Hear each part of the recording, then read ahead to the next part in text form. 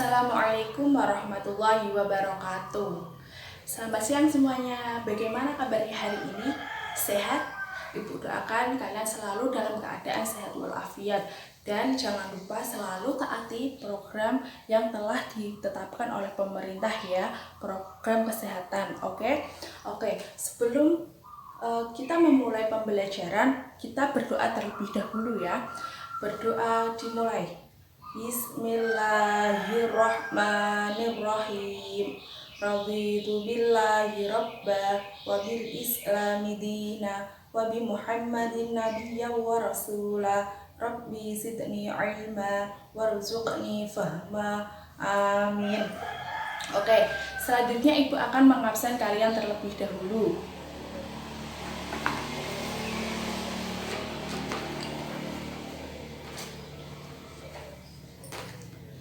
Indana Zulfa hadir. Muhammad Zainuddin hadir. Oke, alhamdulillah ya, semuanya sudah hadir. Jadi di sini ibu akan bertanya kepada kalian, apakah kalian masih ingat pembelajaran yang sudah kita pelajari di minggu lalu? Ya, kemarin kita sudah mempelajari mengenai rukun Islam yang ketiga. Apa itu rukun Islam yang ketiga kemarin? Ya, benar sekali, zakat. Kemudian sekarang kita masuk pada bab 3, yaitu kita akan membahas mengenai rukun Islam yang keempat. Apa itu? Ya, mengenai puasa. Oke, sebelum kita memasuki materi ini dan mendalami materi ini, ibu akan menyampaikan tujuan pembelajaran dan penilaian kita. Tujuan pembelajaran yang pertama, diharapkan kalian dapat menunjukkan sikap tunduk dan patuh kepada Allah Subhanahu wa Ta'ala. Yang kedua, diharapkan kalian dapat menunjukkan sikap jujur, sabar, disiplin, dan empati terhadap sesama. Yang ketiga, diharapkan kalian dapat memahami ketentuan puasa wajib dan puasa sunnah. Dan yang keempat, diharapkan kalian dapat menyajikan analisis mengenai ibadah puasa wajib dan puasa sunnah. Terkait penilaiannya, itu ada nanti 3 unsur ya. Yang pertama mengenai penilaian sikap, observasi. Nanti ibu akan mengamati kalian ketika berdiskusi. Kemudian yang kedua mengenai penilaian pengetahuan, itu tes, nanti ada pilihan ganda dan esai. Kemudian yang ketiga nanti ada penilaian keterampilan. Jadi nanti kalian itu menghafal doa niat puasa dan berbuka puasa. Itu ya, bisa dipahami semuanya? Oke. Memasuki pembelajaran kita hari ini yaitu mengenai bab 3 pelajaran fikih. Kita akan mempelajari mengenai ketentuan puasa. Kemudian yang kedua kita akan mempelajari mengenai macam-macam puasa, dan yang ketiga mengenai hikmah puasa. Dalam ketentuan puasa itu terdapat beberapa bagian. Yang pertama yaitu mengenai pengertian puasa. Apa itu puasa? Ada yang tahu di sini puasa itu apa? Ya, menurut bahasa, puasa itu berasal dari kata syam atau syaum, yang mana merupakan masdar dari kata soma yasumu soman wasyaman, yang artinya itu menahan atau mencegah. Kemudian menurut istilah, puasa itu merupakan menahan diri dari segala sesuatu yang membatalkan puasa, dari terbitnya fajar hingga terbenamnya matahari, disertai niat, syarat, dan rukun tertentu. Yang kedua yaitu ada syarat puasa. Apa saja syarat puasa itu? Ya, syarat puasa itu dibagi menjadi 2 macam, yaitu ada syarat wajib puasa dan syarat sah puasa. Apa saja syarat wajib puasa itu? Yang pertama itu ada Islam, tentu ya Islam. Kemudian yang kedua ada balik. Kemudian yang ketiga ada berakal sehat. Kemudian yang keempat ada mampu atau dapat melakukannya. Kemudian yang kelima ada suci dari haid dan nifas. Kemudian syarat sah puasa itu ada apa saja? Ya, yang pertama syarat sah puasa itu Islam. Yang kedua yaitu mumajiz, bisa membedakan antara yang baik dan yang buruk. Kemudian yang ketiga ada suci dari haid dan nifas. Kemudian yang keempat itu dilakukan bukan pada hari yang diharamkan. Kemudian bagian yang ketiga yaitu ada rukun puasa. Apa saja rukun puasa itu? Ya, rukun puasa yang pertama yaitu ada niat. Yang kedua yaitu meninggalkan segala sesuatu yang membatalkan puasa dari terbitnya fajar hingga terbenamnya matahari. Kemudian bagian yang keempat yaitu ada sunnah puasa. Apa saja sunnah puasa itu? Ya, yang pertama yaitu makan sahur. Kemudian yang kedua mengakhirkan sahur. Yang ketiga itu menyegerakan berbuka puasa saat maghrib tiba. Kemudian yang keempat itu membaca doa berbuka puasa. Kemudian yang kelima memberi buka puasa kepada orang lain. Kemudian bagian yang kelima yaitu mengenai hal apa saja yang dimakruhkan ketika berpuasa. Ya, yang pertama yaitu berkumur yang berlebihan. Kemudian yang kedua yaitu menyikat gigi atau bersiwak setelah tergelincirnya matahari. Yang ketiga itu mencicipi makanan walaupun tidak ditelan. Yang keempat yaitu memperbanyak tidur. Yang kelima yaitu berbekam atau suntik. Yang keenam yaitu sengaja melambatkan berbuka puasa. Bagian yang keenam yaitu ada hal yang membatalkan puasa. Apa saja hal yang membatalkan puasa itu? Ya, yang pertama yaitu makan dan minum yang disengaja. Kemudian yang kedua yaitu murtad. Yang ketiga muntah. Yang keempat yaitu bersetubuh atau melakukan hubungan suami istri. Yang kelima keluar air mani yang disengaja. Yang keenam keluar darah haid atau nifas. Bagian yang ketujuh yaitu hal yang memperbolehkan orang itu tidak berpuasa. Bagaimana ciri-cirinya? Yang pertama yaitu boleh tidak berpuasa tetapi harus mengqadha puasa. Siapa saja orangnya? Yang pertama yaitu ada orang sakit yang apabila dipaksakan sakitnya itu akan menjadi parah. Kemudian yang kedua ada musafir. Yang ketiga yaitu ada wanita haid atau nifas. Kemudian ciri-ciri yang kedua yaitu boleh tidak berpuasa tetapi harus mengganti dengan membayar fidyah. Siapa saja orangnya? Yang pertama yaitu orang yang sudah lanjut usia. Kemudian yang kedua yaitu sakit menahun.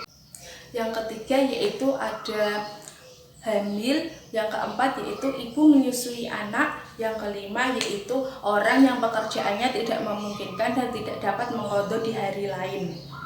Ukuran fidyah yang diberikan yaitu semisal dengan kebutuhan makan dalam satu hari yaitu 3/4 liter.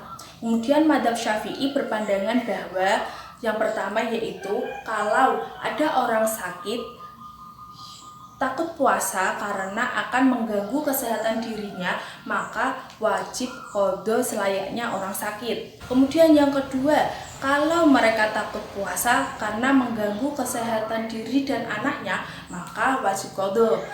Yang ketiga yaitu kalau orang takut puasa karena mengganggu kesehatan anaknya, maka wajib qadha dan membayar fidyah. Lanjut pada poin kedua yaitu mengenai macam-macam puasa. Dari segi hukumnya itu dibagi menjadi 4.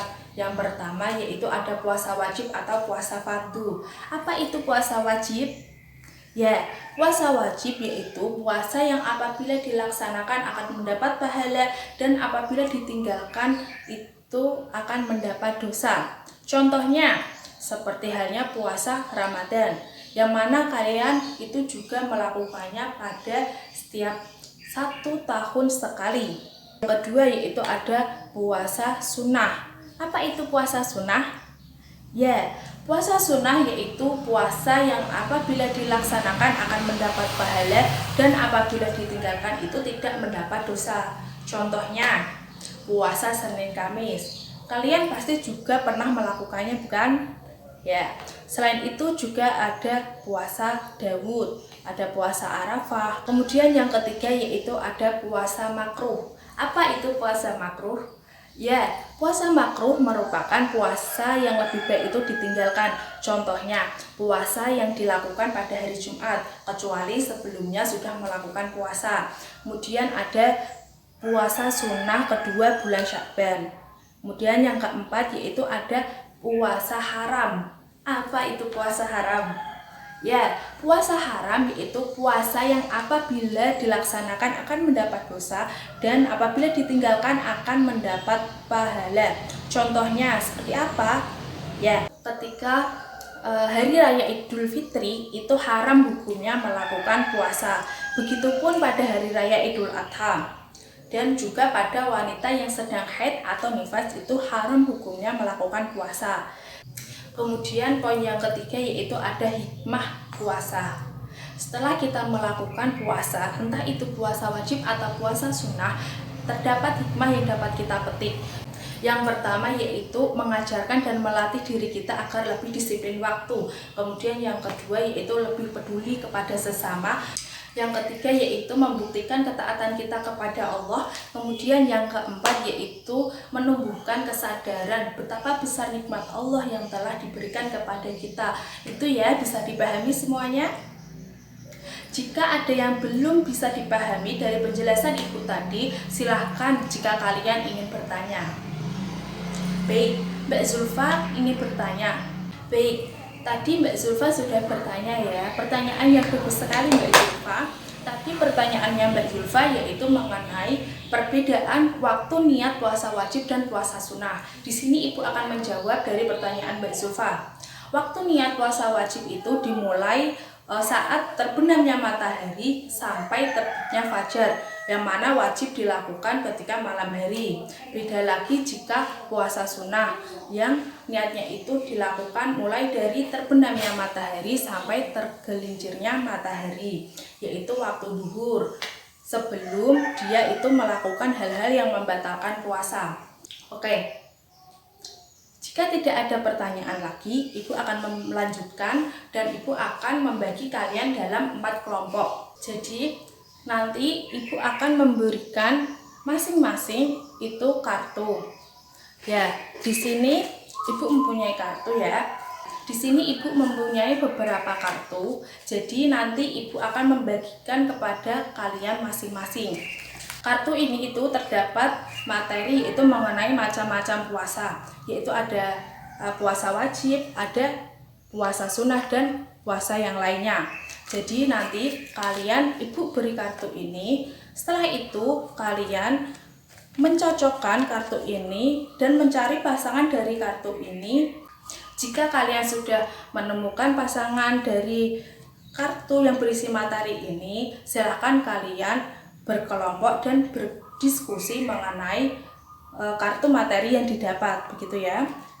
Jika sudah, nanti tiap kelompok itu maju menempelkan kartu ini dan mempresentasikan materi yang ada di kartu ini. Dan jangan lupa kalian membagi tiap anggota kelompoknya untuk mendapat bagian yang mana nanti kalian itu menjelaskan materi mengenai apa. Kalian menjelaskan apa, begitu ya. Bisa dipahami? Jika sudah dipahami, silahkan kalian dapat melakukan diskusinya ya. Mungkin Ibu beri waktu 10 menit ya.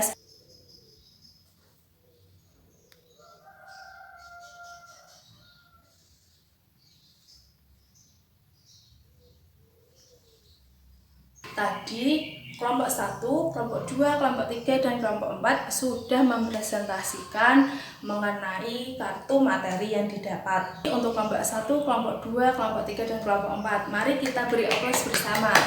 Kartu materi tadi itu membahas mengenai macam-macam puasa yang penghujung pembelajaran kita kali ini dapat disimpulkan materi tadi telah kita pelajari.